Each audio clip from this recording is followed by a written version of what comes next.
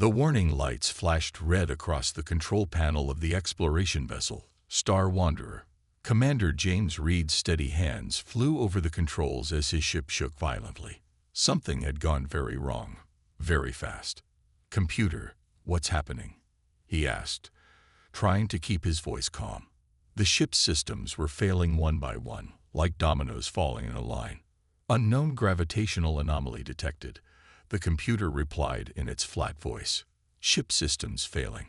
Hull integrity at 47% and dropping." Reed looked out through the main viewport. The stars had become weird, stretched lines of light. His ship was being pulled toward something he couldn't see.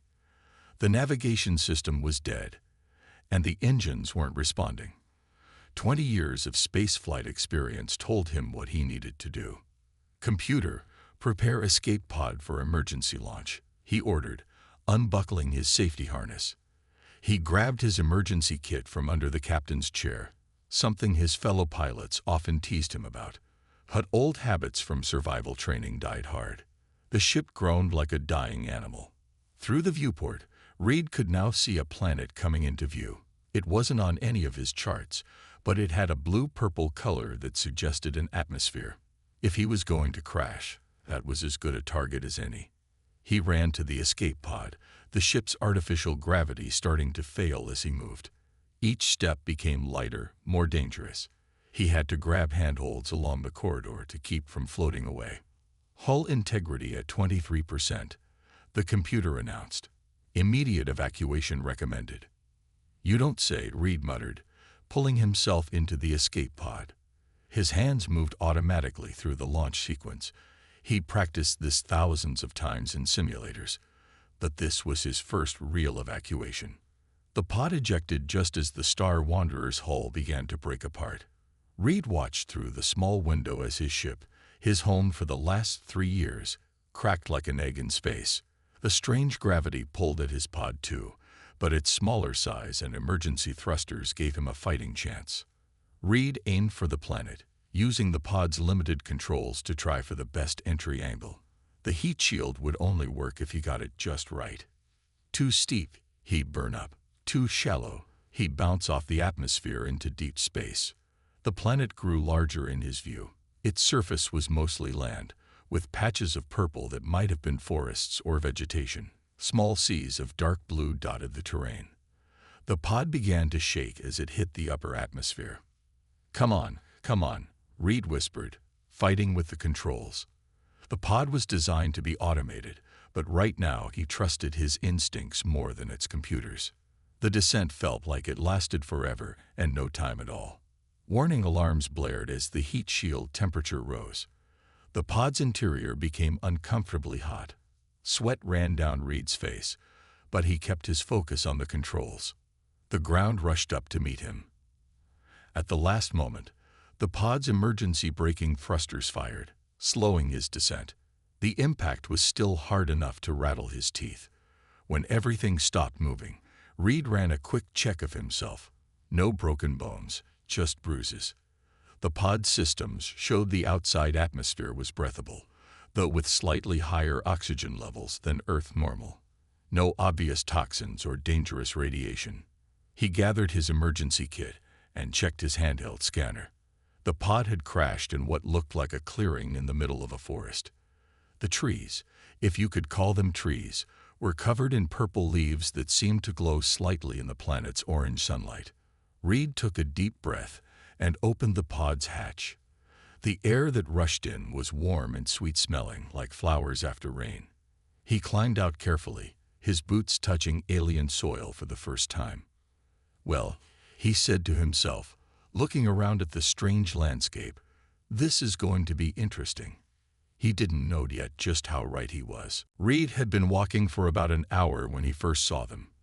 The strange purple forest had started thinning out, revealing what looked like a path made of shimmering white stones. He was following it, hoping it would lead to civilization, when 3 tall figures stepped out from behind the trees. They were humanoid, but clearly alien.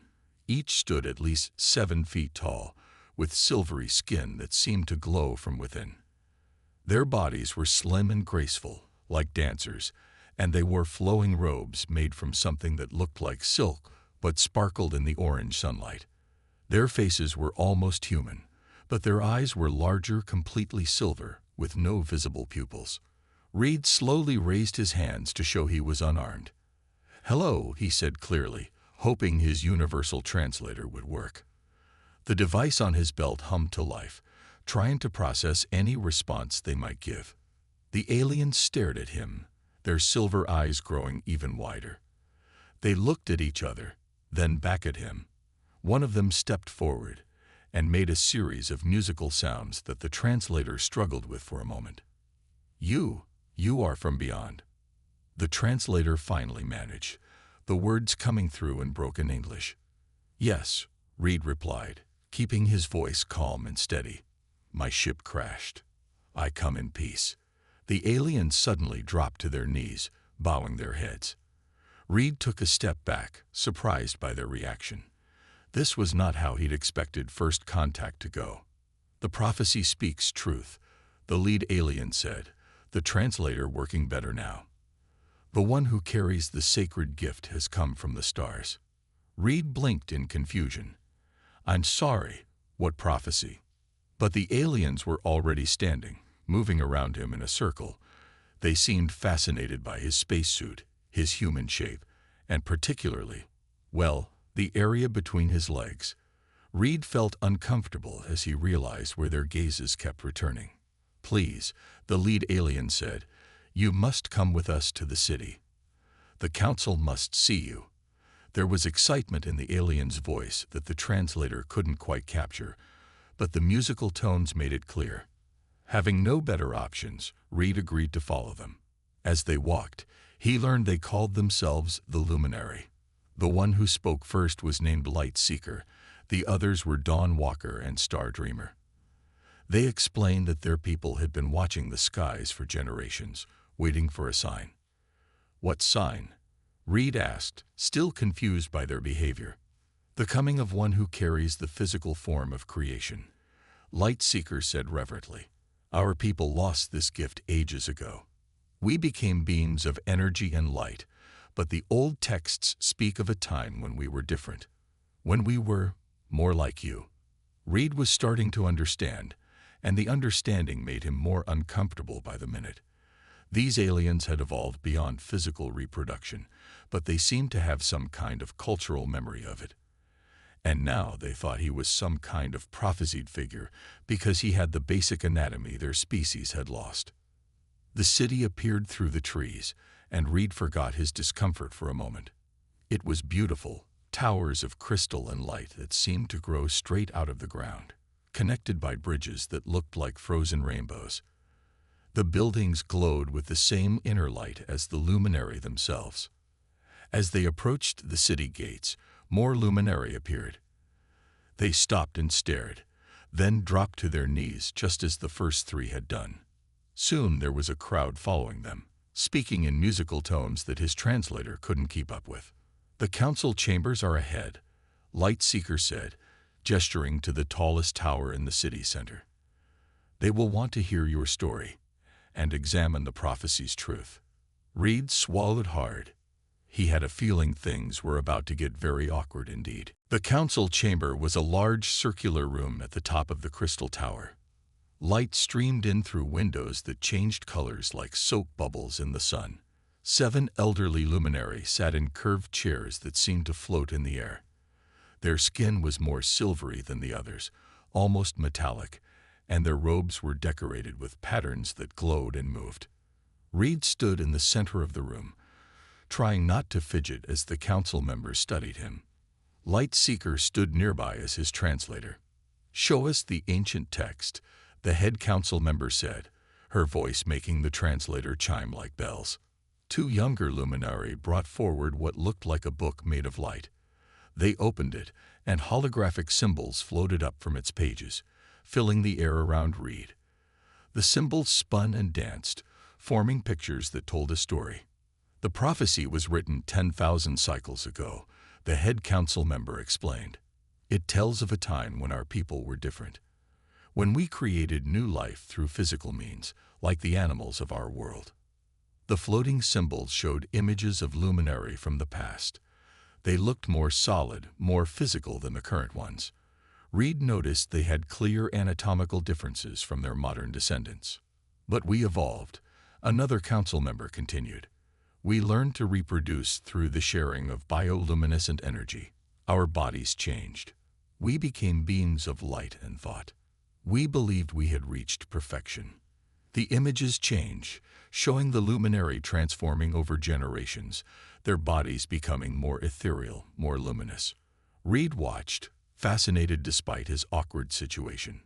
Yet the Ancient Ones warned us, the head council member said. They left us prophecies. They said that losing our physical form would one day bring great danger to our people. They spoke of a time when our light would begin to fade.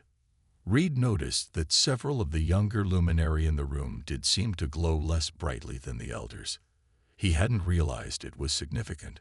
The prophecy says that when our need is greatest, one would come from the stars. Light Seeker translated, one who carries the ancient form, the sacred gift of physical creation. One who could help us remember what we have forgotten. The holographic symbol swirled into an image that made Reed want to sink through the floor. It was a clearly detailed anatomical drawing of a humanoid figure, complete with all the parts that the current luminary lacked. Listen to the ancient words, the head council member said, and began to sing in their musical language. The translator struggled for a moment, then provided, from beyond the violet skies comes one shaped like our past, bearing wisdom in physical form, to save our fading light at last. Reed cleared his throat. Council members, he said carefully, I'm honored by your welcome, but I'm just a space explorer. I crashed here by accident. I'm not sure I'm the one from your prophecy. Look, one of the council members pointed at Reed's pocket, where his handheld scanner was glowing. The device was picking up unusual energy readings from the luminary. The council members all stood at once. The sacred tools recognize our energy, they exclaimed. Another sign. Reed pulled out his scanner, trying to explain it was just a scientific instrument, but the readings were fascinating. The luminary weren't just glowing. They were giving off complex energy patterns that his scanner could barely measure. You must help us understand, the head council member said. Our young ones grow dimmer with each generation. Our energy transfer reproduction fails more often. We need to know what we have lost. Reed looked at the hopeful faces around him. He was a space explorer, not a biologist or a geneticist. But his scanner was picking up something interesting in the energy patterns, something that reminded him of human DNA patterns. I'll try to help, he said finally. But we'll need to approach this scientifically, not just religiously. Can you show me your research facilities? The council members looked at each other and nodded. Perhaps there was more to this prophecy than either Reed or the luminary understood. The luminary research facility looked more like an art gallery than a laboratory. Clear crystal tubes filled with swirling lights lined the walls, and floating screens displayed complex patterns of energy in beautiful, moving colors.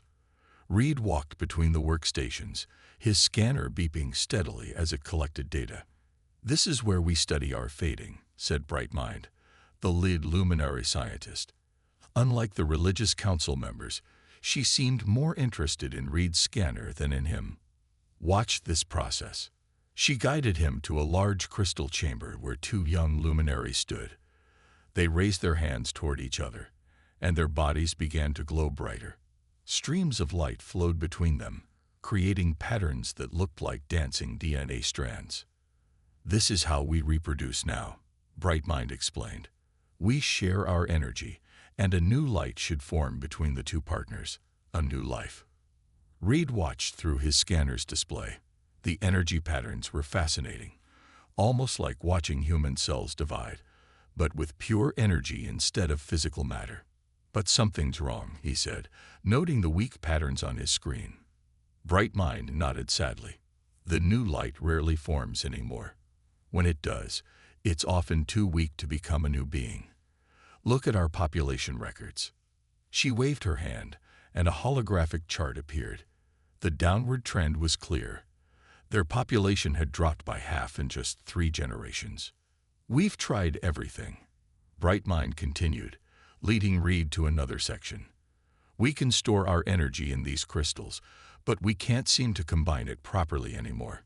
It's like we've forgotten some essential pattern." Reed studied the charts and his scanner readings. Something was nagging at his mind. The energy patterns looked familiar somehow. "Can you show me the oldest records you have?" he asked. "From before your people evolved to energy beings." Brightmind took him to a secure room deep in the facility. The walls were lined with ancient crystal storage devices. She activated one, and a hologram appeared showing a luminary from thousands of years ago. Reed's scanner suddenly lit up with activity. "Look at this," he exclaimed. The energy pattern from the ancient recording was much more complex than the modern luminary patterns. It had extra sequences that reminded him of human DNA, he muttered. "The pattern is similar to human reproductive coding." "What do you mean?" Brightmind asked, her silver eyes wide with interest. Reed explained as simply as he could. "Your ancestors had a pattern in their energy that matched their physical form. When they evolved to pure energy beings, they lost parts of that pattern. It's like trying to copy a copy of a copy. Something gets lost each time." He showed her his scanner's display, pointing out the similarities between human genetic patterns and the ancient luminary energy patterns. "That's why your reproduction is failing," he continued. "You're missing crucial parts of the pattern. Parts that might still exist in physical beings like humans." Brightmind's glow intensified with excitement. The prophecy. It wasn't about physical form at all, was it? It was about the pattern, the code that makes life possible. They spent the next few hours analyzing more records. Each discovery confirmed their theory. The luminary hadn't just evolved beyond physical form. They had accidentally left behind essential parts of their life force pattern. "We need to tell the council," Brightmind said urgently. "But some of them won't like this explanation. They'd prefer the religious interpretation of the prophecy." Reed nodded, understanding the problem. It wasn't the first time science and religion had clashed over an explanation. But the evidence was clear. The luminary needed to recover their lost patterns, or their species would eventually fade away completely. "We'll show them the proof," he said, "and offer them hope. There might be a way to restore the missing patterns using human DNA as a template." Brightmind's glow pulsed with determination. "Then we must hurry. The next reproduction ceremony is in 3 days, and many are counting on it to work." Reed gathered his data, knowing the hard part was still to come. Convincing a deeply religious society to accept a scientific solution wouldn't be easy. The great hall of the luminary city was divided into 2 groups. On one side stood Brightmind and her fellow scientists, their glow steady and calm. On the other side, Lightseeker and the religious leaders stood tall, their light pulsing with emotion. Reed stood in the middle, feeling like a rope in a tug-of-war match. "This is blasphemy." Lightseeker's voice made the translator crackle. "The prophecy speaks of physical form, not energy patterns. The Sacred One was sent to restore our bodies, not modify our essence." Reed watched as more luminary filtered into the hall. The crowd was growing, and he could see how they naturally split into 2 groups. The younger ones mostly moved toward the scientists, while the older citizens joined the religious side.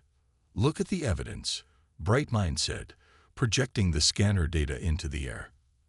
"Our ancestors left us these patterns for a reason. They knew we would need them someday. And now you want to mix our pure energy with physical coding." Another religious leader asked, "Using the Sacred One's essence like some kind of laboratory material." Reed stepped forward. "If I may speak," he said, waiting for both sides to quiet down. "I don't think these 2 views have to fight each other. The prophecy spoke of saving your people. Does it matter if the method is spiritual or scientific?" A young luminary suddenly pushed through the crowd. Reed recognized him as one of the pair who had failed at the reproduction ceremony that morning. Their attempted energy sharing had produced only a weak flicker that faded away. "I don't care about prophecies or patterns," the young one said. "I just want to create a child with my partner. If the Sacred One can help us do that, why does it matter how?" His words caused a stir in the crowd. More of the younger luminary began speaking up, sharing stories of failed reproduction attempts. Their lights had been growing dimmer with each try, their hope fading like their energy. Light Seeker raised his hands for silence, but our evolution away from physical form was natural. It was meant to be. Was it? Bright Mind challenged. She displayed images from the ancient records. Our ancestors didn't just evolve. They chose this path, and they left us warnings about what we might lose. They weren't just superstitious prophecies, they were scientific records. Reed noticed something interesting as the argument continued. When the luminary became emotional, their energy patterns changed. His scanner showed flickers of the missing sequences appearing briefly in their light, almost like genetic memory trying to surface. "Look at this," he said, projecting his scanner's live readings. "When you feel strongly, the old patterns try to come back. They're still inside you, just dormant. We don't need to add anything new. We just need to wake up what's already there." This caught everyone's attention. Both scientists and religious leaders moved closer to study the readings. "The prophecy doesn't say the star traveler would change us," one of the older council members said slowly. "It says he would help us remember. Remember what we lost," Bright Mind finished. "The patterns, the physical coding. It's all part of who you were meant to be. Not just energy, not just physical, but both." The crowd began to murmur more positively. Reed could see lights brightening as understanding spread. Even Light Seeker seemed less opposed, though he still stood formally apart. "If we do this," Light Seeker said finally, "it must be done with proper respect, both for our traditions and our future." Bright Mind nodded. "We can work together. Science can show us how, while tradition shows us why." Reed felt relief as the two sides began to talk instead of argue. But he knew they weren't out of danger yet. They still had to find a way to reactivate those dormant patterns, and time was running out for the younger generation. His scanner beeped, showing another failed reproduction attempt somewhere in the city. They needed to act fast, before the luminary's light faded forever. Reed stared at the holographic display in the research lab, his eyes tired from hours of work. Around him, luminary scientists floated like glowing ghosts, their light dimmed from exhaustion. They had been working for 3 days straight, trying to find a way to reactivate the dormant patterns in their energy. "Try it again," Bright Mind said, adjusting the crystal matrix in front of them. "Something's different this time. I can feel it." Reed nodded and pressed his hand against the crystal scanner. The device was a mix of his human technology and luminary crystals. His DNA patterns flowed into the display, dancing like strings of light. "Look there." A young scientist named Quick Thought pointed at a sequence. "The pattern. It matches the ancient recordings perfectly." Reed checked his scanner readings. "He's right. This part of human DNA matches the missing sequence in your energy patterns. It's like finding a missing puzzle piece." Bright Mind moved closer to the display. "But how do we use this? We can't just copy human DNA into our energy forms." Reed thought for a moment, remembering something. "What about your strong emotions? When you feel deeply, the old patterns start to appear. What if we use that?" They called in 2 young luminary volunteers, a couple who had failed at reproduction 5 times. The pair stood in the crystal chamber while Reed adjusted his scanner to emit the missing DNA patterns as energy frequencies. "Focus on your feelings for each other," Bright Mind instructed the couple. "Let your emotions strengthen your light." The 2 luminary began their reproduction ceremony. As their lights grew brighter and started to merge, Reed activated his modified scanner. The human DNA patterns flowed out as waves of energy, surrounding the couple. At first, nothing seemed different. The lights merged as they had before, swirling together in familiar patterns. But then something changed. Where their energies met, new patterns began to form, patterns that matched the ancient recordings. "It's working," Quick Thought exclaimed. "The dormant sequences are waking up." Reed watched in amazement as the combined lights grew brighter, stronger. In the center, a new light began to form, not weak and flickering like before, but strong and steady. "A new life," Brightmind whispered. "A healthy one." The new light pulsed with both the old and new patterns perfectly merged. The young couple's glow brightened with joy as they realized their success. News spread quickly through the city. Soon, the lab was crowded with observers. Even Light Seeker came to witness the breakthrough. "The prophecy spoke true," he said, watching another successful reproduction. "But not in the way we thought. The sacred gift wasn't physical form. It was the knowledge to remember our whole selves." Reed showed him the scanner readings. "Your ancestors were brilliant. They didn't just leave warnings. They left their complete genetic pattern encoded in your energy. They knew that someday you might need to remember what being physical taught you about life and reproduction. And human DNA was similar enough to help us remember," Brightmind added. "Like hearing a familiar song that brings back old memories." They worked through the night, refining the process. Each success made it easier as the recovered patterns spread naturally through the luminary energy field. Young couples who had lost hope began to glow brighter, their lights strengthened by the restored ancient patterns. "We need to document everything," Reed said, saving all his scanner data. "Future generations should understand both the science and the story of how this happened." Light Seeker nodded. "Yes, a new prophecy for our people, about remembering that progress doesn't mean leaving everything behind. Sometimes the old ways and the new must work together." Reed looked at his scanner one last time. The screen showed both human DNA and luminary energy patterns, different but complementary, each with something to teach the other. "Sometimes," he thought, "the best discoveries come from remembering what we thought we had left behind." 1 month after the breakthrough, Reed stood in the great hall of the luminary city, amazed by how much had changed. The entire chamber glowed with the combined light of hundreds of luminary, their energy patterns now strong and complete. What impressed him most was how the old and new patterns swirled together in their lights, creating something more beautiful than either alone.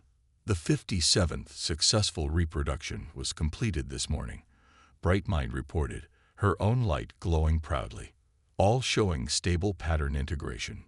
The hall erupted in musical sounds of joy. Reed's translator didn't even try to convert them. Some emotions went beyond words.